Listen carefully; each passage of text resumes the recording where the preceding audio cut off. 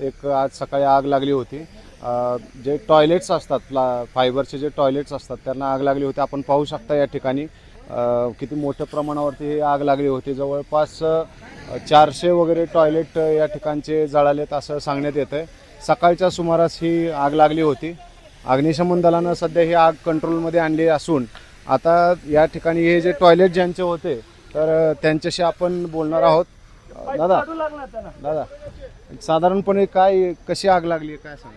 हे ना इथं गवत जाळतात सिंहगड क्षेत्रीय कार्यालयवाले त्यांना मागच्या वेळेस पण म्हटलं होतं की गवत जाळू नका, तर हे गवत तरी जाळलंय।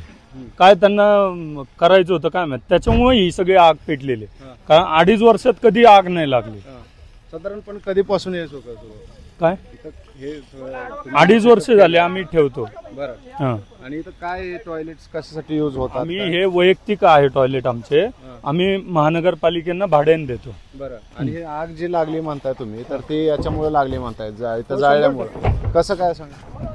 ते काय ते गवत दरवेळेसच करतात। मागच्या वेळेस तिथं जाळलंय, ते जाळलं तोपर्यंत आम्ही तिथं पाणी वगैरे ओतून घेतलं। आता सकाळ सकाळी हे पेटून घेतलं। बरं। साधारणपणे किती याचं इथं आता तुमचं नुकसान झालंय? साधारण 1,20,00,000चे टॉयलेट होते माझे। 1,20,00,000? हा। बरं। मग आता काय तुम्ही यांच्याशी बोलले का अधिकाऱ्यांशी वगैरे काय? आता त्यांच्याशी काय बोलायचं, पहिले हेच सांभाळायचं ना काय झालंय ते। बरं। अग्निशमन दलानं कसं इथं काम केलं काय ते आले पटकन, पण जेवढं फास्ट मध्ये येऊन करायला पाहिजे होतं ते येऊस तर सगळं जळून खाक झालं। पण ते फायर ब्रिगेडच्या अधिकाऱ्यांशी आम्ही बोललो तर त्यांचं असं म्हणणं आहे की आम्हाला तर म्हणजे असं दिसलं नाही की म्हणजे इकडं आग लागल्यामुळं तुमच्या याचं नुकसान झालं।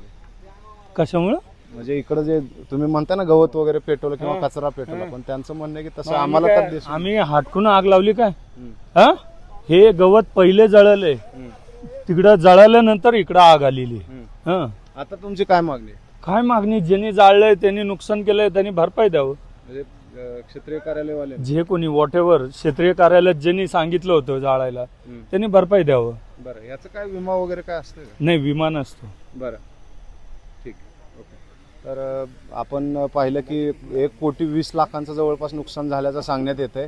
आता पाहूया याच्यामध्ये त्यांना नुकसान भरपाई मिळते का आणि याचं सगळं लिगल होतं का इलिगल होतं हे आता पुढे तपास होईल, पाहूयात काय होतं। तोताशी थांबूया। धन्यवाद।